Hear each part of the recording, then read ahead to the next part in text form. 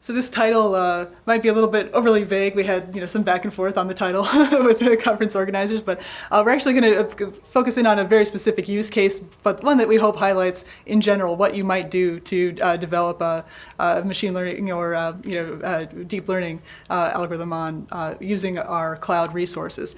So if you don't have a GPU locally, for example, you might want to fire up a virtual machine with 1 to 4 GPUs, and we recommend the data science virtual machine for that. Bonnie's going to describe that to you in detail later. Or you might want to scale up a little bit further and look at training something on a GPU cluster. So here you might have a large amount of training data. You might need a large amount of compute to train quickly enough to get your results back. And we're going to show you both of those things as part of the basically the flow that we went through with a project on a team called AI for Earth. So when we submitted this proposal, I was part of the AI for Earth team. So you get the inside view. Just in July, I transferred over to working with this team out of Boston. So I'll tell you a little bit about what that team does, and then about the use case that we're going to explore. And then I'll hand over to Bonnie, who will tell you a bit about how we're going to connect to these virtual machines, and then about what is on them. Why do we have something that isn't a bare bones machine that we think will be more useful to you as data scientists. And it reminds me to ask, how many folks in the room are software engineers? Okay, yeah, fair number. Yeah, people consider themselves data scientists. Okay, awesome. Yeah. Where's everybody else? What are you guys up to? Okay, beautiful. Yeah, yeah, exactly. Awesome. Yeah. So perfect. Yeah, exactly. We hope everybody gets a little bit out of this because there's a hands-on component, but we don't think you don't have to code anything up. Should be it should be a lot of fun. But hopefully you see yourself, like your own work in it. The particular deep learning framework we're going to use for this workshop is one that I think is more rarely used now. Maybe not falling star say. Is Microsoft's Cognitive Toolkit or CNTK. Many of you might be using TensorFlow or PyTorch or Caffe, other algorithms, other deep learning frameworks instead, and that's fine. We think that if you are familiar with one of those things, the scripts might be something that you can sight read through, and we'll explain a little bit what we think is important about the generalizable principles that we came up with for this particular use case should apply to any of those deep learning frameworks, and these utilities are designed to allow you to train with any of those things. So don't worry, it's not specific to something you're never going to need. Okay, so with that, I'm going to launch into a description of what the AI for Earth program is. So last December, Microsoft committed $50 million over 5 years to this program. It's a philanthropic program designed to give out money to solve artificial intelligence problems in conservation science and biology and environmental science. So we have 4 key categories that we're interested in: agriculture, water, biodiversity, and climate. So this, dealing with availability of clean water, populations of species, weather conditions, and ability to grow crops. And so we fund programs in these spaces. We also have an internal team that works on creating some resources in these teams. So I'll tell you a little bit more about how we're going to spend that money, give you an idea of why we're actively on the ground doing this. So a lot of that money is going out in small seed funding grants. So these are going to non-governmental organizations, nonprofit organizations, academic teams that are working on those conservation science, environmental biology problems. And so this is a relatively small amount of money, but it gets them typically access to a GPU if they have somebody trained and already able to begin work. And that's actually fairly rare for these NGOs to have somebody who is able to work in this space, the deep learning space. But who are we targeting with that money? We're looking for projects that are sort of empty niche. These are people developing new deep learning models that don't have a counterpart that's already publicly available and open source. So something that's needed by the community, and where there are likely to be other adopters once it's created. We're also pretty careful about making sure we give that money out in a geographically distributed way. We're not trying to give it out entirely in Boston and San Francisco and Seattle, right? So we're already in 44 countries. We're in 40 states, and hoping to expand. So yeah, we're trying to reach out to underserved areas with that money, where potentially it does a little bit more good than it does, in some of here in the U.S. maybe. But we're hoping that the outcome from these projects we're funding will be scalable or repurposable projects. In this case, that means things like open source and freely available models are being released that might be used by other researchers. Hopefully develop some at least tutorial-like tools where other people could come in and adapt the work they've done for their own use case. Those are things that maybe are not always incentivized in the research community where some of these grants are going, but we hope this makes things available. And we know that these NGOs and NPOs are not treating a lot of those resources as intellectual property, so a lot of them are feeling like this is fine to share that information out, and it's great to create this resource. So that's a great strategy, but as I said, not a lot of these NGOs actually have the expertise at hand, and there are some larger players in this space that actually in the maybe hundreds of employee and particularly in the tech sector category that are able to design these models maybe more efficiently. And so we're giving some of our money away to those players, and the idea is that we hope that they will make with the funds that we give, that these projects will be made open source and available to research communities to easily adapt them. So that's one strategy we're pursuing, and this includes things like Wildbook, and Cornell Ornithology has an app. You might have seen these things for species recognition. So you can take a photo of a bird or another species and identify what animal that is. And so this is useful for studying the population distribution of sometimes rare species. So that type of tech is being used in other ways in the community, including things like in motion-triggered camera traps that some researchers set in the wilderness to get an idea of population distributions. So that's that's the second tier. The third is when we don't see that there's something being offered in a space. We've got a small engineering team.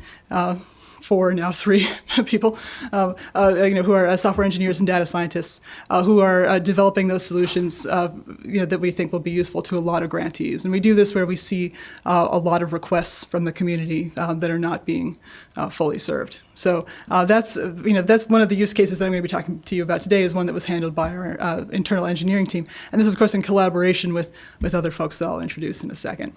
But where is AI for Earth going to make this stuff available publicly in case you're interested in using it or developing upon it? First, the first layer is that once we have something in hand, we make sure that the models are available, that people know how they could retrain this for their own use case, and that's sort of what this workshop is about, making sure that you would be able to fully understand what we did and maybe adapt it for your own needs, including something that's a totally different use case, but you'd have the tech available. And since Microsoft is funding it, we're excited about making sure you have very detailed instructions about doing that on our cloud. But we're also making all of that code, and the notebooks you'll see today, all of that's available publicly in a repo. You could run it locally, probably with a few more install steps than we've totally detailed. Once we've got that in hand, another way we want to make this a little bit more available to the community is by sort of, removing the technical requirements to be able to utilize it, right? So in order to run this training code, you have to have some understanding, but maybe it would be a little bit easier to work with those models if you had them in the form of a REST API. Maybe that would open it up a little bit more to software engineers, for example, and then all the way down to something that can be used graphically by an end user. Is what we consider kind of the end of and that would be folks at the NPOs or NGOs that need. That level of availability. So the intermediate here is, those web services. We actually want to, not only describe how to make them, but how to host them. When we do host them ourselves, we want to maybe fund that. So these are typically GPU-backed REST APIs. We want to fund that by finding industry players who would be interested in paying for it, but still making it available freely to NPOs and to academics, for example. So finally, we have this GUI-based interface, and so typically, we find people who are saying, I don't have the technical expertise to adapt your model, even though you've released the code. But if there were some sort of graphical interface where I could come in with my own data type and maybe adapt the model, maybe it's something very similar. Right? I just need to, apply transfer learning or something to create a version of this model that works for my use case. So we're imagining a web interface to do something like that.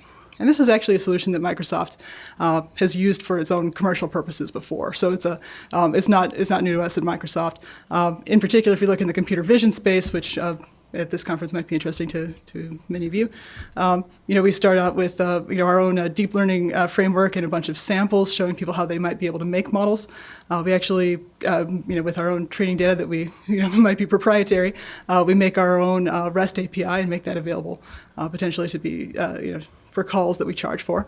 And finally, we make so for example, a classification service called a custom vision service, where you could upload your own training data and perform transfer learning through a graphic user interface and get out a model as a REST API that you can use for your own purposes. We call that custom vision service. So yeah, that's that pattern is familiar to us. I'll pause a minute for the photo op. Okay, there we go. Okay, so what are some of the use cases where AI for Earth has started in already? The one I'm going to talk to you about today is one called land cover mapping. This is an image, semantic segmentation problem, where we're given an input image. In this case, it's a overhead view of a plot of land, and asked to classify every pixel in that image according to the type of land cover. That might be trees, grass, road, water. In our model, those are the 4 categories, but in some cases they're very fine-grained. So, in particular, conservationists are often interested in different types of tree cover. Is it evergreen? Is this wetland? And we can break these down into sometimes dozens of categories, depending on the use case that they need. So sometimes it's maybe also a land use problem. Is this being used for industrial purposes, or is this a residential community? Those types of labels are similar to a related problem. So for conservationists, this type of data is used for things like determining, where recent deforestation or urbanization has occurred. So they can do this on a time series of images and look at how the pixel distributions have changed over time, right? In industry, it's also used for things like, property value assessment for insurance or for real estate. It's also used in defense, so you can find suddenly new developments out in the remote wilderness where you wouldn't have feet on the ground by doing these flyovers and performing this kind of analysis to look for new developed areas in the wilderness. So we see a lot of requests for this from industry as well.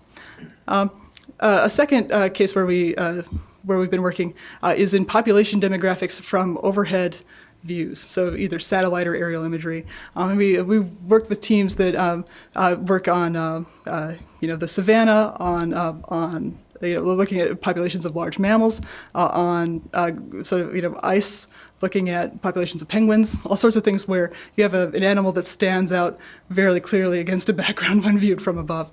And so these people are interested in asking, what is the total population size? How do these animals migrate? Is it different from season to season? So that we're treating that almost as an object detection problem. And there are other ways to do population counting as well, so crowd counting based on density map estimation as well, but we haven't really gotten into that space. And these sort of challenges, it turns out there aren't a whole lot of data sets that are labeled, unfortunately, for those overhead imagery for animals, but we're getting a head start actually using data sets that have to do with object detection for structures. So the Department of Defense has released a few challenges in the last year. One of them is the Functional Map of the World Challenge, I guess through IARPA, and then XView, I guess through the DoD more generally. And these basically these projects make available annotations of sort of few pixel objects, things like cars that might appear as only a few dozen pixels in an image. So it's a similar problem to dealing with counting large mammals or penguins in the imagery that we have, that you really don't have that many pixels to work with. You might have multispectral imagery, especially when you're doing collection from satellites. So it might not just be red, green, blue. You might have near infrared and other information that could be helpful that hasn't traditionally been leveraged by these algorithms, because they're usually doing transfer learning on top of something that featurizes in RGB.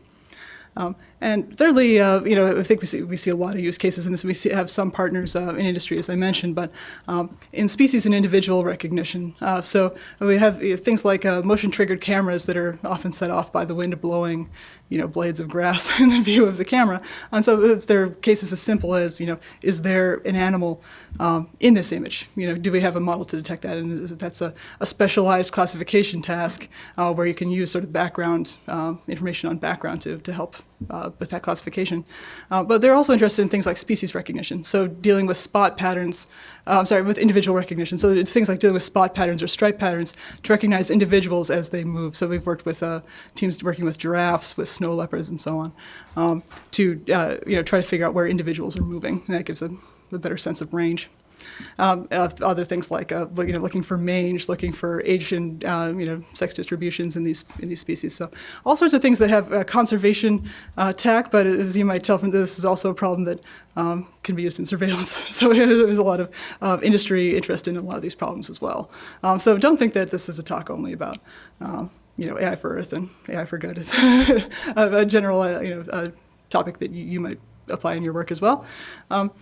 So in particular with this land cover mapping use case, we have this team of engineers. So so we have Lucas Joppa created the AI for Earth program at Microsoft, and Wee Hyung Tak, who is in charge of the data science engineering team for AI for Earth.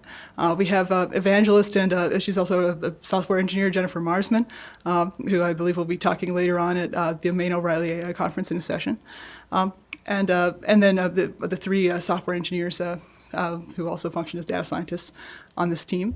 So these are folks on the ground, but we work with also some folks all around Microsoft, including Microsoft Research. We pull in expertise on these problems wherever we can. Dan Morris is a PI/rock god.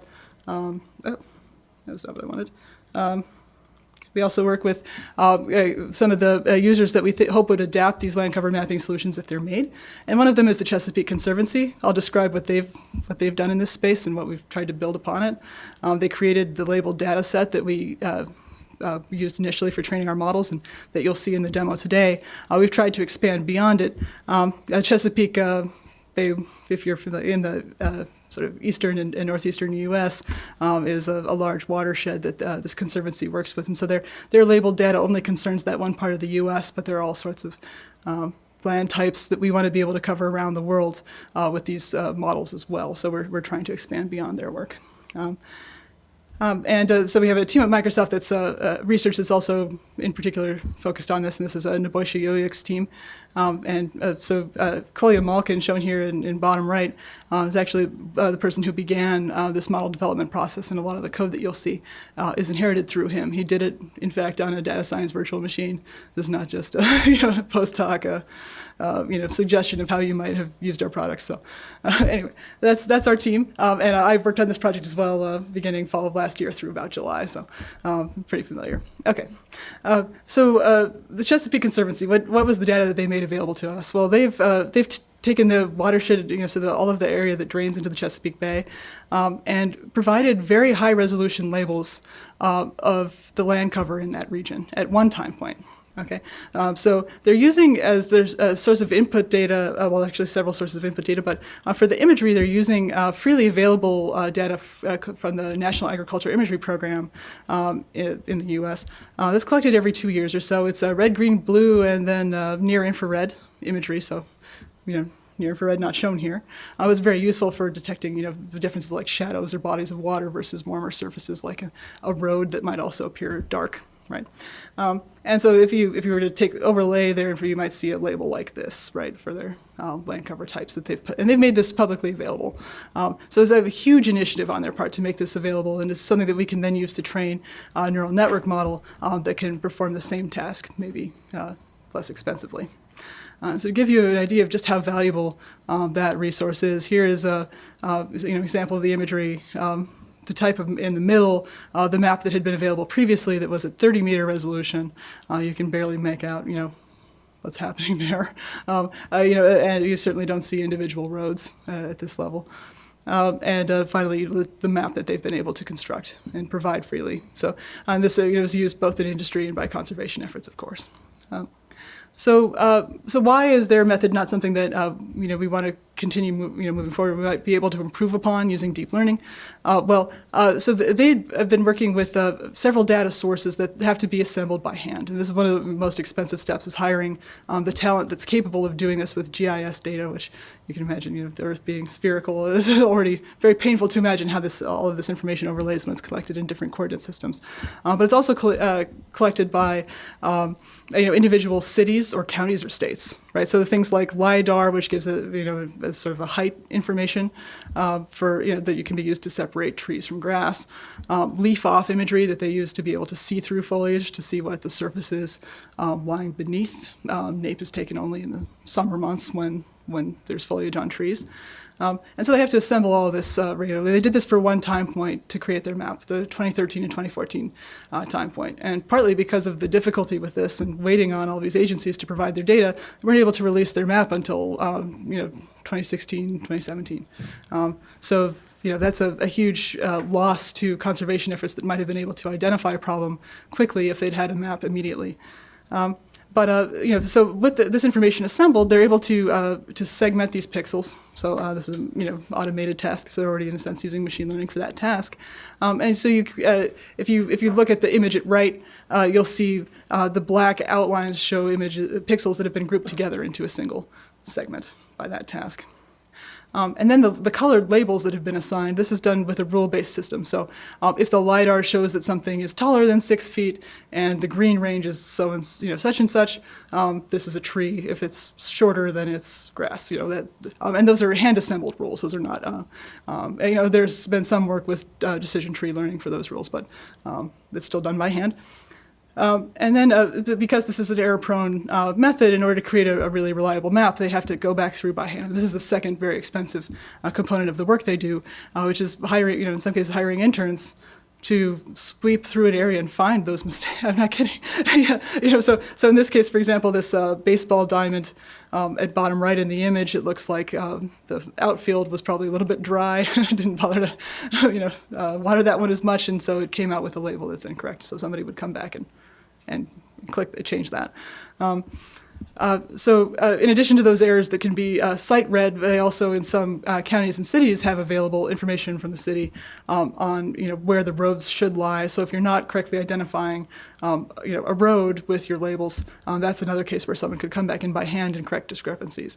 So quite a lot of error handling there to deal with, and that's what we want to try to remove with a deep learning solution that would and I would say we're not at the quality level that they've obtained with this method yet, but we're still in action on this, so bear with us.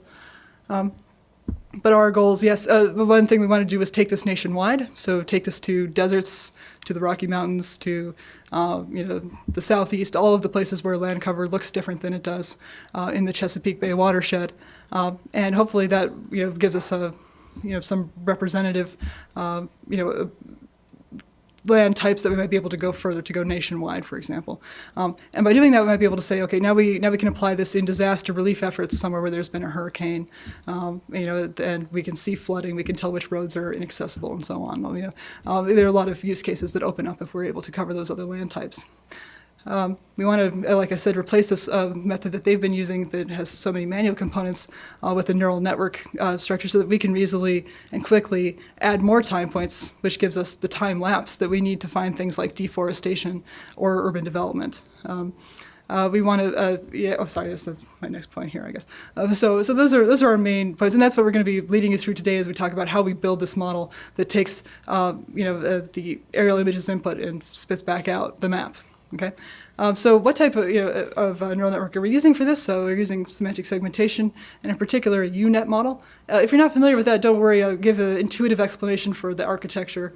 The basic idea is this: you have an input image, and for every pixel in that image, you're going to have a label. And you know that maybe the information that's just in that single pixel would be enough to describe the label, right? There's RGB and near infrared, right? Maybe you have information there that would be enough with this rule-based technique that Chesapeake already uses to say, okay, if it's this green, then it can't be impervious or developed land, right? So you could have a rule system like that. You know that information is valuable. But you also want to be able to extract features from a neighborhood around the pixel. So the pixel is black. Is it black because it's a road, or is it black because it's a shadow? And if you had information about the neighborhood around the pixel, you might be able to make that distinction. And so the intuition here for the UNet is that you have ability to extract features in a neighborhood using convolutional layers. That's the dip in the U. in this case. But you also want to combine those back with things that are in the original dimensions of the image, and maybe even the raw information on the RGB and near infrared values. So you're basically you have these cross connections. So let me see this guy here. They're defining for the UNet, and so that's the basic structure. And since it's deep learning, we have to throw in more layers. And actually, this model is not an especially parameter-rich model, despite being, having the layers that you see here. But we made some minor modifications on this, but it's a similar structure. One thing that we had to do in order to use the data in this way was to create a custom mini-batch source. So in GIS, it's typical for these images to be very large, so many megabytes in size, and maybe covering in our case, it was something like 5 kilometers by 5 kilometers, but I've seen much larger still. So you don't want to be using a deep learning framework's built-in image loader where you load the image into memory, you take a small patch to train with, and then you dump it from memory. It's just highly wasteful. So in CNTK, there's a concept called a mini-batch source. In other deep learning frameworks, the same idea exists of coming up with a method that will ensure that things are loaded into memory and used efficiently. That a queue of the training samples is always maintained so that you can, your GPU is not lying idle. Okay. And the pairing here, I should have said, is the labels that were provided by Chesapeake with the aerial imagery that's provided by NAPE. Okay, so we want to do this since this data set is quite large. We want to be doing this, with distributed training, so that we're able to, train the model faster and also have faster access to that data. I'll talk to you a little bit later about how we try to very quick, try to store the data in a way that even in a cluster situation, we're getting fast access and that's not limiting our ability to train quickly. So we started actually using just a single virtual machine for this, and this is where Collier Malkin, the intern, began this work. He began with one GPU and then worked on debugging how to train with multiple GPUs, all in that single VM scheme, and then moved up to training on a GPU cluster on our cloud that's with a service called Azure Batch AI that I'll introduce later. Okay, so I'm going to hand off here to Bonnie to talk about connecting to your data science virtual machine, where we're going to go through how we train that model. But he's also going to talk a little bit about what the data science virtual machine is, so that you have a little more information there. So typically, if we look into the journey of a data scientist, he or she gets a lot of data and do a preliminary analysis, and then do a basic model and try to choose a few frameworks out of that. And then once he or she is happy with whatever model it is, then try to deploy it in some parallel processing environment where the training runs in parallel, and then deploy it. So to support that whole end-to-end system from beginning, like data ingestion and writing the program, so we support that whole pipeline of the whole journey of a data scientist, or we can say the ML engineer. So that's why we got like different set of tools, and we take the pain to make sure like every quarterly we release this virtual machine. We test all the frameworks, making sure like one Python environment or one library is not breaking into the other ones. So that's the beauty of this virtual machine. Now, so who can use, what are the typical workloads that can be used for? So like it's freely available as a desktop in Azure.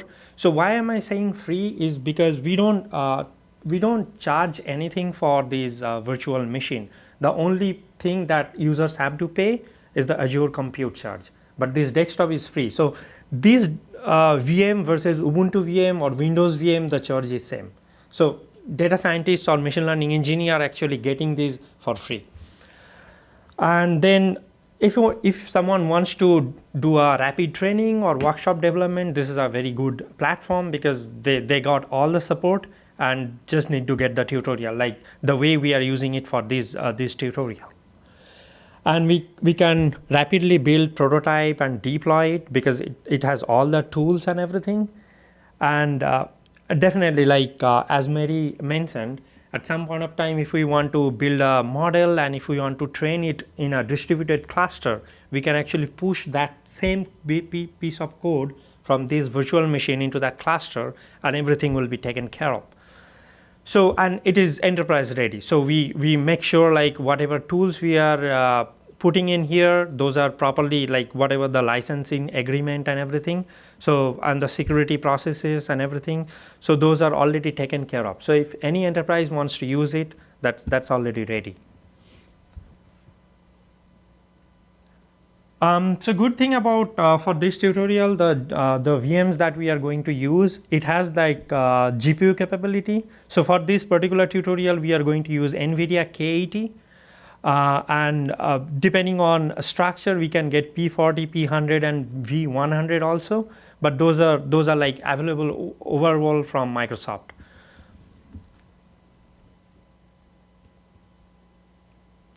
So now. The thing is that I think few years back, right, we got partnered with Esri. That's right, yeah, early 2017, I think. Right. So Esri is like a GIS system. They provide they're pretty rich and they're enterprise ready in terms of global information system. So we did a partnership. We means Microsoft from the data science virtual machine team. We did a partnership with them. So then we thought of this idea like why can't we deliver like data science, all the AI tools over GIS. So that's why this thing came into the picture, and we have this Geo AI data DSVM actually. So this Geo AI data science VM that is what we are going to use today now. So now we have set up the little bit background about the data science virtual machine. I'll go through the step-by-step instructions on how to set this up for getting ready for Mary's tutorial. So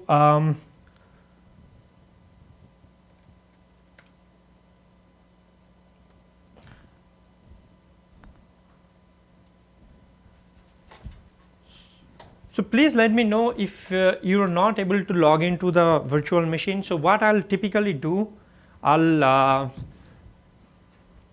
if we are using Windows laptop, then there's a remote desktop connection client which is available here, and we have to put the server name.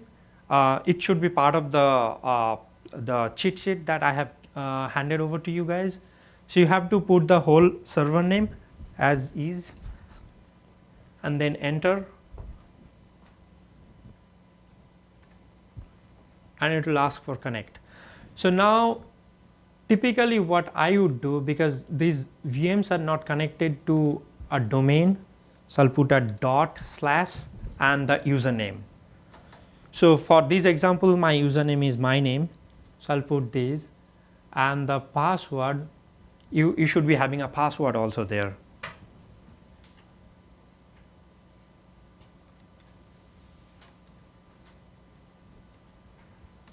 And if you hit enter, you'll get this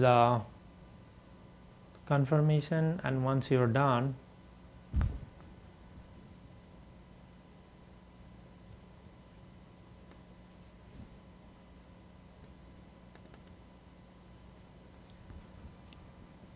anyone is having any problem getting in here?